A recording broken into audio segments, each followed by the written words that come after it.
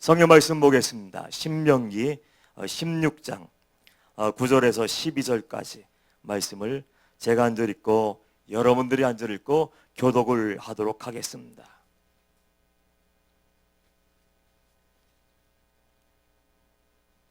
신명기 16장 9절에서 12절까지 교독합니다. 9절.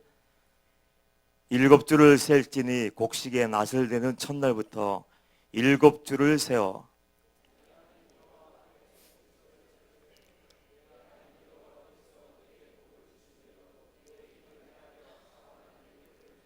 너와 내 자녀와 노비와 내 성중에 있는 레위인과 및 너희 중에 있는 객과 고아와 과부가 함께 내 하나님 여호와께서 자기의 이름을 두시려고 택하신 곳에서 내 하나님 여호와 앞에서 즐거워할지니라.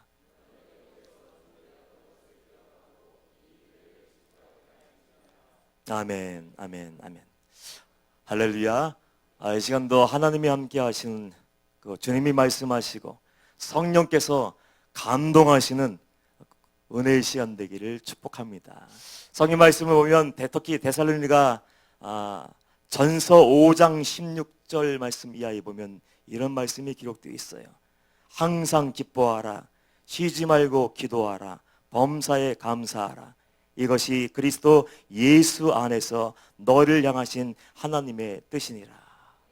하나님은 말씀을 통해서 기뻐해라, 항상 기뻐해라, 쉬지 말고 기도해라, 범사에 감사해라. 이것이 바로 너희를 향한 아버지의 뜻이니라. 성경에 보면은 감사라는 말씀이 365번 나온대요. 아마 하나님이 우리에게 매일매일 찾아오셔서 매일 첫째 날도 감사할 수 있어야 돼, 마지막 날에도 감사할 수 있어야 돼. 너희는 언제나 매일매일 살면서 나 하나님을 기억하고 감사하며 살아야 돼. 이것이 하나님 아버지의 뜻인 것 같아요. 그것이 분명 하나님의 뜻이고 하나님의 명령임에도 불구하고 감사하지 못할 때가 있습니다. 목사도 마찬가지예요. 어제는 참 개인적으로 참 힘든 날이었습니다. 한 성도님, 위대했던 하나님의 사람, 기도의 사람, 하나님을 사랑하고 성전을 사랑하며 그리고 영혼들을 내 몸처럼 사랑했던 한 성도님이 하나님의 부르심을 받았어요. 제가 그분의 삶을 알기 때문에 마음속에 항상 두고 기도했던 분이에요. 장애를 가지고 있었어요. 정말 그 집에 신방 갔을 때 눈물이 날 정도였어요. 사람이 2명, 3명, 4명이 겨우 앉아서 예배할 수 있는 그 집에서 살면서 항상 하나님을 사랑하고 하나님 나라를 그리워하며 말씀대로 주여 주여 떠들고 그만두는 것이 아니라 말씀대로 살아내며 기초수급자예요. 기초수급비를 받은 그걸 가지고 나를 위해 쓰는 것이 아니라 나보다 더 어려운 이웃들을 섬기기 위해서 다 나눠주는 그 삶을 볼 때마다 마음이 얼마나 큰 기쁨이 되는지. 근데 그 성도님이 어느 날 가슴에 못이 만져져서 병원에 가서 진단을 받았는데 유방암에 걸렸어요. 암에 걸려서 이제 항암 치료를 받게 됐어요. 머리가 다 빠지고 일부 예배 드리면서 앞에 나올 때마다 그분을 볼 때마다 마음이 뭉클해져요. 하나님, 그 발걸음을 기억해 주세요. 그가 어떤 삶을 살았는지, 어떤 고통 가운데 있었는지 하나님은 아시죠. 그럼에도 불구하고 하나님을 위해서, 하나님의 교회를 위해서 성전을 떠나지 않고 철학 기도를 하며 나보다 더 어려운 이웃들을 섬기기 위해서, 손님을 섬기기 위해서 뼈 빠지게 음식 만들고 청소하고 설거지하고 그렇게 나를 다 내어주는 삶을 살았어요. 하나님, 그 삶의 자욱자욱 발걸음을 기억하시고 하나님 꼭 치유해 주셔야 돼요. 그런 믿음을 가지고, 기대를 가지고 그 성도님을 위해서 열심히 기도했어요. 그런데 어제 갑자기 12시쯤에 전화가 왔어요. 목사님 다급한 목소리로, 흐느끼는 목소리로 전화가 왔어요. 목사님 빨리 왔어요. 그 성도님이 지금 사경을 내매고 있고 하나님 앞에 가기 전에 꼭 목사님의 기도를 받기를 원하니 꼭 와주세요. 얼마나 마음이 아프겠어요. 분주한 마음에 부랴부랴 그 병원을 찾아가는데 성모병원이 왜 이렇게 많아요? 저는 하나만 있는 줄 알고 급한 마음에 찍고 딱 갔더니 부천 성모병원 아니더라고요. 부천에 갔다 부평 성명분에 와서 조한실 앞에 갔더니 미리 와 있던 성도님들이 눈물이 글썽거리며 목사님 빨리요, 빨리 좀 들어가 주세요 하고서 그 조한자실에 들어갔더니 의식이 없이 기기장치를 다 부착한 채 숨만 쉬고 있는데 그 의사 선생님의 얘기가 이제 소망이 없습니다. 배에 물이 찼는데 이제 더 이상 물을 뺄 수도 없고 폐혈증이 와서 더 이상 손을 쓸 수가 없는 상황이니까 지금 목사님의 기도가 끝나면 이제 그 장치를 끄고 부착했던 것을 먼저 떼야 되는 거예요. 누워있는 모습을 보니까 얼마나 아픈지. 목요일까지 예배드렸어요. 목요일까지. 주일날 예배드리고 수요일날도 예배드리고 목요일까지 예배드리고 아무 일이 없었는데 금요일날 몸이 이상해서 제 발로 걸어서 병원에 갔는데 하루 만에 주님의 부르심을 받았어. 제가 기도하면서 얼마나 떨렸을까요? 하나님, 나는 능력도 없고 아무 재능도 없고 은사도 없지만 하나님 그 삶의 발자국을 기억하시고 치유해 주세요. 기적을 베풀어 달라고 그렇게 기도했는데 하나님은 응답하지 않으셨어요.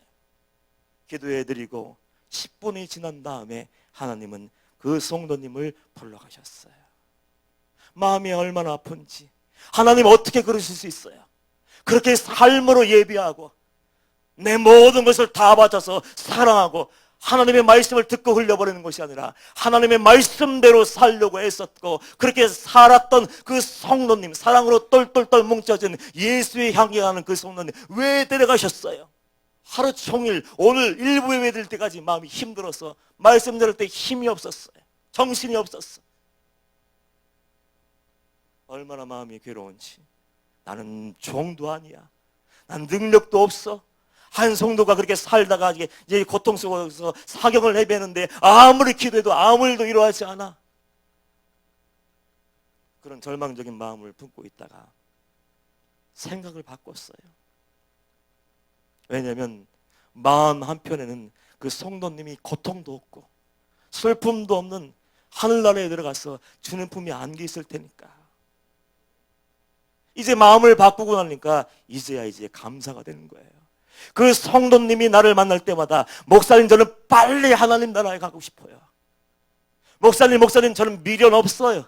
빨리 천국에 가서 하나님 품에 안겨서 영원한 복락을 누릴 거예요. 그 얘기가 생각나더라고. 아, 하나님은 내 기도보다 그 성도님의 기도를 더 들어주셨구나. 그 빨리 고통을 없애주시고 빨리 보고 싶으셔서 삶으로 예비하는 그 삶의 예배자를 보고 싶으셔서 하나님이 데려가셨구나. 그 생각이 드니까 정신이 번쩍 나고 하나님 감사합니다. 제가 아무것도 몰랐어요. 하나님 감사합니다. 감사가 이제서야 나오는 거예요. 제가 그래요. 목사인데도 그래요. 여러분들 우리는 감사 얘기하면은 부담스러울 수 있어요. 감사할 것이 있어야지. 한 해를 살면서 6개월이 벌써 지났는데 여러분 삶 가운데 감사가 있었습니까? 감사할 조건들이 있었습니까? 건강은 괜찮으십니까? 자녀들은 어때요?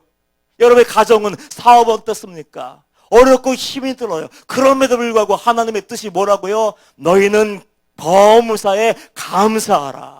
항상 기뻐할 수 있어야 돼. 쉬지 말고 기도하고 범사에 감사. 범사가 뭡니까? 말 그대로 범사. 매일매일 순간순간 어떤 일을 만나든지 어떤 일을 당하든지 관계없이 상황의 지배, 환경의 지배를 받지 아니하고 그럼에도 불구하고 하나님을 바라보며 하나님 때문에 구원받음을 인해서 감사라고 얘기하는 거예요. 관점만 바꾸고 생각만 바꾸면 당당하게 성도의 삶을 살아내고 생각만 조금 바꾸면 하나님이 보이고 하나님의 말씀이 기억나고 하나님의 말씀대로 살 수 있을 텐데 우리는 그 생각 하나가 굽어지면요 감사할 줄 모르는 인간이 되고 말아요. 불행한 삶을 살게 돼요. 우리가 잘 알고 있는 헬렌 켈러가 있죠. 우리가 알고 있는 것처럼 삼중고의 여인이었습니다. 보지 못하고 듣지 못하고 말할 수 없어요. 인간적인 조건으로 따져볼 때 행복할까요? 세상의 기준으로 볼 때 그 사람이 정말 감사가 넘칠까요? 입을 열 수 있다면 입을 열어서 말할 때 할렐루야 나는 찬양하고 할렐루야 내 삶은 찬란한 삶입니다. 행복한 삶입니다. 누구도 부러워할 만한 삶입니다. 그렇게 얘기할 수 있을까요? 그런데 이상하죠. 그럼에도 불구하고 헬렌 켈러는 이렇게 얘기했습니다. 나는 받은 것이 너무 많아서 받지 못한 것이 무엇인지 생각할 겨를이 없다.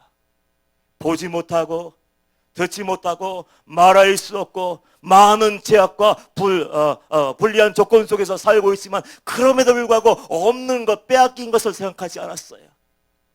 그것만 바라보고 상황에만 매여 있었다면 그 여인은 불행한 여인이 되어서 아마 기억되지 않았을 거예요.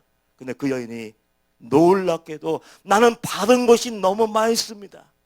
이 삼중고, 보지 못하고 듣지 못하고 말하지 못했기 때문에 나는 하나님을 찾을 수 있었고 하나님을 만나게 되었고 그 삼중고를 가지고 있었기 때문에 그 역사의 전무후무한 그 선생님을 만나게 돼서 내 인생에 꽃을 피울 수가 있었습니다. 그렇게 고백하면서 나는 받은 것이 너무 많아서 받지 못한 것이 무엇인가 생각할 겨를도 없고 오직 감사만, 오직 하나님께만 영광 돌릴 수 있었습니다. 멋지지 않습니까? 생각만 조금만 바꾸면, 관점만 조금만 바꾸면 내게 있는 것이 너무나 많아서 이미 하나님의 허락하신 은혜가 너무 커서 그럼에도 불구하고 구원받은 거 하나 때문에 하나님께 영광 돌리고 할렐루야 감사하며 찬양할 텐데 그것을 다 빼앗기고 놓쳐버리고 나가서 하나님을 바라보지 못하니까 우리는 아래만 바라보고 절망하며 없는 것 때문에 원망하며 불평하고 낙심하며 좌절하며 사는 거예요. 뇌성마비 시인 송명희 시인 여러분들 기억하시죠? 손가락 하나 움직일 수 없어요. 제대로 내 마음대로 어디 갈 수도 없어요. 혼자서는 모든 것이 불가능해요. 누가 도와줘야 돼. 평생 누가 병수발을 해줘야 되고 누가 먹여줘야 되고 입혀줘야 되고 씻겨줘야 돼요. 내가 할 수 있는 것은 아무것도 없어요. 근데 그 여인이 놀랍게도 이런 고백을 하더라고요. 나 건강 없어요. 나 지식도 없어요. 학교에 가본 적이 없으니까. 돈도 없어요. 뭘 얻을 수 있겠어요? 뭘 할 수 있겠어요? 가진 재물도 없고 건강도 없고 아무것도 없지만 그럼에도 불구하고 그 여인은 하나님께 감사해요. 나 하나님은 공평하신 하나님이에요. 그게 없지만 공평하신 그 하나님이 나를 만나주시고 나를 사랑하여 주셨습니다. 그러면서 그것 때문에 감사하는 거예요. 그 여인이 범사에 감사라는 시를 지었더라고요. 감사절에만 감사하는 자여 범사에 감사하라. 고난주간에만 주여 주여 주의 고난을 기억하는 자여 주의 죽으심을 언제나 기억하라. 위급할 때만 기도하는 자여 쉬지 말고 기도하라. 기쁠 때만 기뻐하는 자여 항상 기뻐하라. 우리와 차원이 다르지 않습니까? 우리는 성명의 시인보다 더 많은 것을 가졌어요. 성명의 시인이 부러워할 만한 그 삶을 살고 있어요. 세상 모든 것을 다 줘도 얻을 수 없는 건강을 가지고 있어요. 그런데 우리는 어떻습니까? 모든 것을 빼앗긴 그 여인은 하나님 때문에 감사하고 나를 만나주신 것 때문에 감사하는데 우리는 아무것도 아닌 것 때문에 괴로워하고 좌절하며 입을 열 때마다 찬양하며 하나님께 영광 돌려드리는 것이 아니라 원망하며 불평하고 낙심하며 슬퍼할 때가 얼마나 많습니까? 감사는요 하나님의 명령이에요. 구원받은 하나님의 백성들에게 하나님은 이걸 선택이 아니다. 범사에 감사하라. 항상 기뻐하라. 쉬지 말고 기도하라는 명령문이에요. 명령문. 우리 왕이시고 군대 대장이신 하나님인 우리 자리에 오셔서 너희는 기뻐해야 돼. 항상 너희는 쉬지 말고 기도해야 돼. 너희는 범사에 좋을 때만 감사하는 것이 아니고 나쁘고 힘들고 괴로우고 슬프다 낙심될 때도 그때도 항상 범사에 감사할 수 있어야 돼요 하고서 명령하시는 거예요. 명령. 오늘 말씀에도 16장에 6월절, 7절, 초막절이 나옵니다. 출애굽한 이스라엘 백성들에게 하나님께서 하나님 명령하셨어요. 너희는 1년에 세 절기를 지켜라. 세 절기. 의미가 뭡니까? 6월절이 뭐예요? 애굽에서 출애굽했던 것, 해방되었던 것.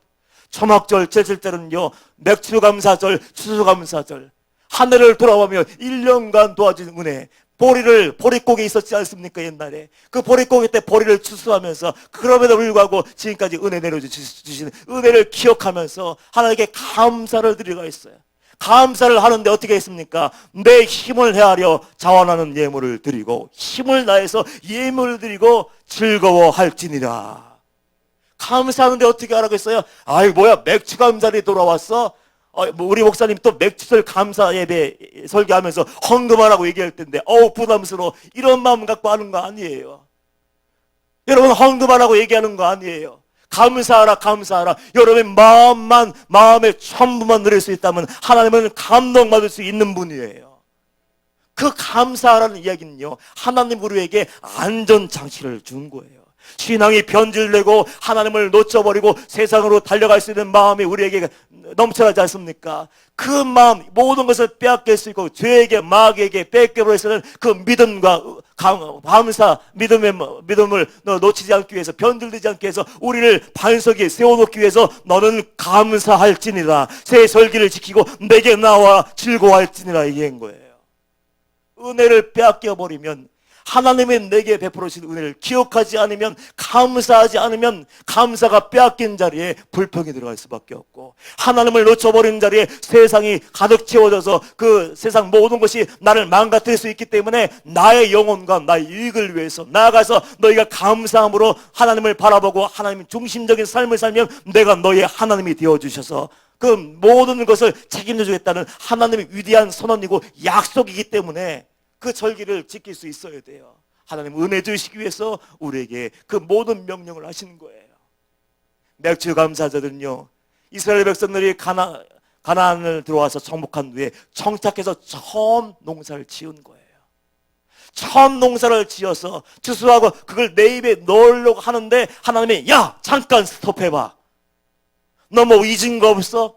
너희들이 어떻게 해서 가나안 땅에 들어오게 됐니? 광야에서 어떻게 너희들이 살아남을 수 있었니? 너희들이 어떻게 노예에서 해방될 수 있었니? 그러면서 하나님을 기억해, 나를 기억해. 도저히 불가능한 일이었어요. 노예 근성으로 쩌들은 백성들 430년이었어요. 자유의지가 있겠습니까? 해방에 대한 생각이 있습니까? 혁명에 대한 생각이 있겠습니까? 우리는 이렇게 살다가 노예로 태어나서 노예로 죽는 거야. 종으로 태어나서 종으로 죽는 거야. 노예 근성이 아주 뼛속까지 깊이 뿌리내려서 아무도 생각 못하고 그냥 노예로 살다가 죽는 것이 그들의 삶이었습니다. 아무것도 바랄 수 없는 중에 하나님께서 은혜 부어주셔서 그들을 끄집어내시고 광야로 인도하여 주셨어요. 그리고 광야에서 그들이 뭘 했습니까? 하나님의 전적인 은혜였어요. 하나님의 전적인 은혜로 홍해가 갈라지고 목이 마를 때 반석에서 생수가 터져 나왔고 배가 고플 때 만나와 메추라기로 먹이시고 추울까봐 더울까봐 밤에는 불기둥으로 낮에는 구름기둥으로 지켜주셨어요. 의복이 해하지 않고 신발이 닳지 않도록 하나님은 눈동자같이 지켜주셨다는 거예요. 그래서 하나님은 그 은혜를 기억하라고 말씀하시면서 너희를 가나안 땅에 들어가서 가나안 정국을 마치고 농사를 지었을 때 나를 기억할 수 있어야 돼. 나를 잊어버리면 너희는 망할 수밖에 없고, 나를 놓쳐버리면, 은혜를 놓쳐버리면 너희는 변질될 수밖에 없고 결국은 멸망당할 수밖에 없기 때문에 난 너희들이 감사절을 드리면서 소중한 것을 하나님께 먼저 드리면서 하나님 여호와의 은혜를 기억하기를 바래. 지금 그 이야기를 하고 있는 거예요. 안전장치. 신명기 8장 보시면은 8장 11절 이하에 이런 말씀이 기록되어 있습니다. 내가 오늘 내게 명하는 여호와의 명령과 법도와 규례를 지키지 아니하고 내 하나님 여호와를 잊어버리지 않도록 삼갈지어다. 미리 아셨어요. 그 백성들이 가나안 땅에 들어가서 이제 부귀영화를 얻게 되고 편안하고 안주하고 안락한 삶을 살게 될 때 여호와를 잊어버리지 않도록 삼갈지어다. 이미 알고 있었어요. 인간이 그래요. 어렵고 힘들 때는 나오지 말라도 나와서 눈물을 흘리면서 콧물 흘리면서 기도합니다. 하나님 나를 살려주시고 내 자녀를 구원해 주시고 건강도 회복시켜 주시고 내 가정이 회복되며 관계가 회복되며 사업도 형통하게 하시고 어렵고 힘들 때는 마음 언제든지 나와서 눈물 콧물 흘리면서 하나님께 매달려요. 그런데 이상하죠. 하나님이 문제를 풀어주시고 은혜 내려주시면 마음이 풀어지고 무장해제가 되어버리는지 거의 다 망가지는 거예요. 그래서 하나님께서 내 하나님 여호와를 잊어버리지 않도록 삼가할지어다. 내가 먹어서 배부르고 아름다운 집을 짓고 거주하게 되며 또 내 소와 양이 번성하며 내 은금이 증식되며 내 소유가 다 풍부하게 될 때 내 마음이 교만하여 내 하나님 여호와를 잊어버릴까 염려하노라. 인생이 어떤 건지 알아야 하나님을 사랑하고 하나님께 내 영혼을 다 바치고 충성하며 주는 날을 향해서 걸어갈 것 같지만은 사단이 돈을 주면은요, 사단이 즐거움을 주면요, 재미를 주냐면은 어느새 그게 푹 빠져서 하나님도 놓쳐버리고 말씀도 놓쳐버리고 내 어렸을 때, 내가 어려울 때, 고통스러울 때 하나님께 나와서 기도했던 것도 다 놓쳐버리고 다 자빠지는 거예요. 다 자빠지는 거예요. 어떤 목사님이 설교 중에 이런 말씀을 하시더군요. 이상하다는 거예요. 왜 하나님이 은혜 주시면 다 넘어지는지.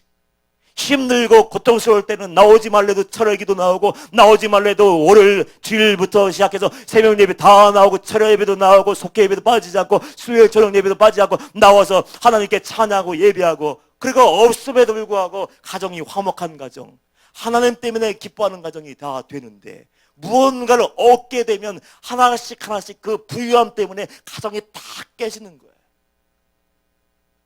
그래서 마음이 아파서 그랬는지 그 목사님이 그런 얘기를 하셨어요. 아니, 우리 성도님들 힘들 때, 고난에 행군할 때는 하나님을 놓치지 않고 하나님의 기쁨이 되는 그 삶을 살더니 왜 풍요로워지니까 다 망가지는지 모르겠다고 하면서 어떤 한 집사님 가정을 얘기했어요.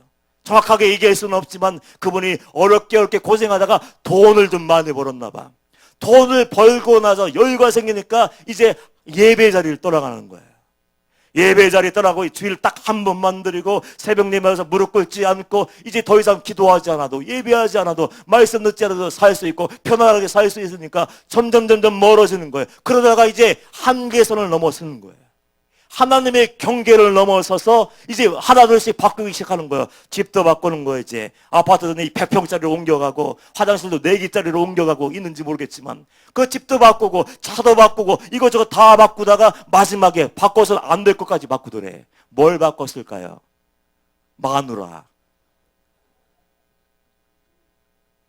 그래서 가정이 다 깨져버렸대. 그 집사님의 모습이 우리의 모습이 될 수 있어요. 얼마든지. 여러분, 심령 속에 구원의 감격이 있습니까? 지금까지 지내오면서 지난 삶을 되돌아보면 하나님의 은혜가 여러분 심령 속에 아직도 남아있습니까? 그 은혜 때문에 감사하고 그 은혜 때문에 견뎌내며 그 은혜 때문에 기뻐하고 찬양하며 그럼에도 불구하고 할렐루야 하나님께 영광을 돌려드리고 있습니까? 그 마음이 뺏겨버리고 첫사랑 감격이 놓쳐버렸다면 우리도 얼마든지 그럴 수 있는 거예요. 우상을 섬기는 사람들보다 못해 우리는 하나님을 향한 태도가요. 우상을 섬기는 사람들 한 번 불공 들어갈 때 어떻게 하는지 아세요? 정한수 떠놓고 비나이다 할 때 어떻게 하는지 알아요? 한겨울에도 찬물로 목욕해. 한겨울에도 찬물로 목욕하고 혹시 내 마음의 자세가 들을까봐 사람들 집에 찾아오지도 못하게 뭐 부정타니까 다른 얘기하지 마. TV 본 얘기, 영화 본 얘기, 세상 더러운 책 본 얘기 그런 거 얘기하지 마. 재밌는 얘기도 하지 마. 찾아오지도 마. 그리고 조심조심하고 목욕하고 제일 좋은 옷 끄집어 입으려 놓고 그 난방도 안 되는 그 나무 밑에 딱 사나 올려놓고 정한수 올려놓고 거기서 그냥 비가 오나 눈이 오나 비벼대면서 이렇게 간구하지 않습니까? 아무 응답도 없는 그 허탈한 것들에게. 근데 우리는 어떻습니까? 오늘 맥주 감사절 예배로 드리는데 하나의 절기, 하나의 형식이 된다면 이 예배는 아무 의미가 없는 거예요. 돈 드리라고 얘기하는 거 아니에요. 항상 하나님을 인정하며 하나님의 은혜를 기억하며 여러분의 마음의 중심을, 마음의 전부를 올려드리라는 거예요. 하나님을 감동시킬 수 있는 방법이 뭘까요? 돈일까요? 우리가 큰 일을 해야 됩니까? 집을 팔아서 드려야 됩니까? 통장을 깨버리고 그걸 다 드려야 됩니까? 그러면 하나님이 감동하실까요? 하나님은 그런 분이 아니에요. 우상을 섬기는 사람들은 돈 주면 죄진 것과 관계없이 삶의 어떤 거와 관계없이 그걸 복 준다고 얘기지만 하나님은 그런 분이 아니에요. 우리 마음만 하나님께 온전히 드릴 수 있고 하나님께 마음만 집중하고 하나님께 내 삶을 드릴 수 있다면 하나님은 그걸로 감동받으시고 우리에게 은혜 주시고 우리 앞길을 책임져 주시는 거예요. 감사는 믿음의 고백이에요. 하나님을 믿지 않는데 어떻게 감사할 수 있어요? 하나님의 은혜를 믿지 않는데 어떻게 귀한 것을 드리며 즐거운 마음으로 기쁜 마음으로 예물을 드릴 수 있겠어요? 누가 할 수 있습니까? 구원받은 하나님의 자녀, 누가 할 수 있습니까? 하나님의 사랑을 경험한 자만이 온전히 드릴 수 있는 거예요. 바로 그 감사, 그 예배를 여러분들 드리기를 축복합니다. 신라곤의 저자 존 밀턴이 이렇게 얘기했어요. 그 사람은 한참 일할 나이에 40세에 실명하게 되었어요. 앞길이 창창한데 눈이 보이지 않는다. 치명적인 약점 아니에요? 치명적인 약점. 사람들이 불행하다, 불행하다, 불행하다 이렇게 얘기할 수밖에 없는 그런 상황에 처해져 있었어요. 그런데 관점을 바꾸고 생각을 바꾸니까 놀라운 기적이 일어나는 거예요. 삶에. 그가 이렇게 얘기했습니다. 사람들이 불쌍하다. 어떻게 하니? 두 눈을 위해서니 넌 어떻게 먹고 사니? 그렇게 얘기할 때 존 밀턴은 이렇게 얘기했습니다. 오 주여, 주께서 내 눈을 어둡게 하시고 오직 주님만 바라볼 수 있는 영의 눈을 주셔서 감사합니다. 이런 감사를 드리고 난 다음에 전무후무한 그 명작 신라곤을 집필하게 되었어요. 생각을 바꾸면 달라지는 거예요. 여러분 마음만 하나님께 드리면 하나님은 얼마든지 감동받으시는 분이에요. 그 하나님을 기억하는 것이 감사, 은혜를 잊어버리지 않는 것이 감사, 내 믿음이 변질되지 않도록 붙잡아주는 것이 감사. 감사를 놓친 사람은 나아가서 하나님을 놓쳐버린 사람과 똑같은 거예요. 이야기 하나만 하고 오늘 말씀을 마치도록 하겠습니다. 목회를 하면서 잊지 못할 사연들이 많아요. 감동되는 사연들이. 특히 목사는 하나님이 맡겨주신 약물에 대해서 책임을 져야 되지 않습니까? 이것만 책임지는 것이 아니라 목사가 얼마나 복잡한지요. 그 영혼 구원만 위해서 기도하면 좋을 텐데 그들의 삶까지 책임져야 될 때가 있어요. 산업화되고 세계 몇 대 강국 자랑하는 우리나라지만요, 지금도 굶고 있는 사람이 있어요. 끼니를 이을 수가 없어서 발을 동동 구르고 하루 벌어서 겨우 하루에 몇천 원 벌어서 그 입에 풀칠을 하고 사는 사람들이 많습니다.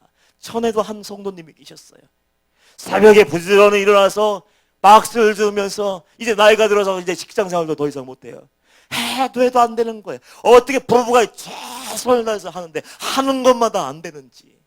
그럼 목사가 책임이지 않습니까? 괜히 책임을 지는 거예요. 나 때문에 저 가정이 저런가 보다. 내가 기도가 부족해서 저 가정이 이렇게 됐나 보다. 거룩한 부담감을 갖고 할 수만 있으면 도와주고 살려고 해요. 근데 목사가 한계가 있습니다. 가진 게 많아야죠. 도와줄 사람은 한 명이 아니고, 그러니까 여러분은 1대1로 만나지만 방주교 같으면 1000대1로 그 1000명을 다 돌볼 수가 있나요? 못 돌봐요. 어떤 사람은 더 기도해주고 어떤 사람은 할 수 있으면 모두 해주고 모두 해주지만 모두 다 해줄 수 없어요. 더 이상 해줄 곳이 없는데 마음이 아파. 마음이. 기도만 열심히 그 가정을 위해서 하고 안수기도가 필요하다면 안수기도 해주는 것이 전부예요. 근데 어느 날 그 성도님이 전화를 했더라고. 목사님 지금 뵐 수 있을까요? 그러면 얼마든지 볼 수 있죠. 예, 사택으로 오시면 됩니다. 아니 목사님, 사택으로는 가지 않을 거예요. 잠깐만 나오세요. 그래서 그 성도님이 올 때까지 기다려서 인기청이 나길래 제가 문을 열고 마당으로 나갔어요. 얼굴이 환하게 웃는 모습으로 자전거 하나를 끌고 그 자전거 짐 실는 칸에다가 뭔가 올려놓고 신문지 이렇게 싸서 이렇게 웃으면서 싹 오는 거예요. 그래서 어떻게 오셨어요? 했더니 그 마당에서 저를 구석으로 데리고 가는 거예요. 구석으로. 남이 볼 수 없는 한 구석으로 몰고 가는 거예요. 그래서 왜 그러실까? 왜 여기서 그냥 말해도 돼요, 성도님. 그렇게 했는데 자꾸 구석으로 해서 가는 거예요. 구석으로 가서 자전거를 세워놓고 이제 뒤에 자전거에 실려있던 그 신문지에 싼 것을 다 가지고 내려와서 제게 내미는 거예요. 이게 뭐예요? 집사님 이게 뭐예요? 그랬더니 그분이 아주 미안한 표정으로, 죄송한 표정으로 고개도 들지 못하며 눈도 마주치지 못하고 목이 마른 소리를 이렇게, 목사님, 제가 목사님 위해서 뭔가 해드리고 싶어요. 목사님 우리를 위해서 산에 올라가서 기도하고 장에 나가서 전도하며 밤에 잠도 안 주무시고 성경 읽고 우리에게 생명의 꼴을 먹기 위해서 최선을 다하고 또 철학 때마다 있는 힘을 다해서 안수기도 하고 땀을 뻘뻘 흘리고 그렇게 기도해 주시는데, 그 우리가 받은 은혜가 큰데 들을 게 있어야죠.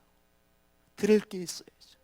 그렇게 고민하다가 아마 어떤 정보를 얻었나 봐요. 제가요, 계란말이를 좋아해요.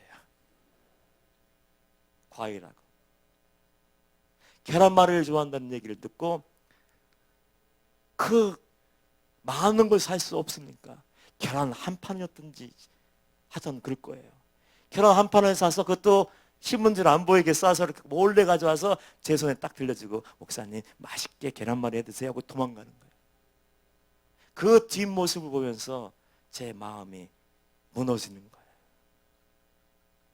그 사랑에 제 마음이 녹아내린 거예요. 하나님이 뭘 원하시겠습니까? 억만금을 원하시겠습니까? 1,000,000원짜리 양복 사주면 제가 기뻐할까요? 5,000,000원짜리 뭐 차 사주면 제가 할렐루야 하면서 성도님 축복해서 막 침을 튀게 안수해 줄까요? 그렇지 않습니다. 그거 주시면 팔아먹을 것 같아요. 나눠주려고. 그 마음 때문에 감동받는 거예요. 그 마음. 하나님도 마찬가지야. 너희는 새 절기를 지켜. 빈손으로 나오지 마.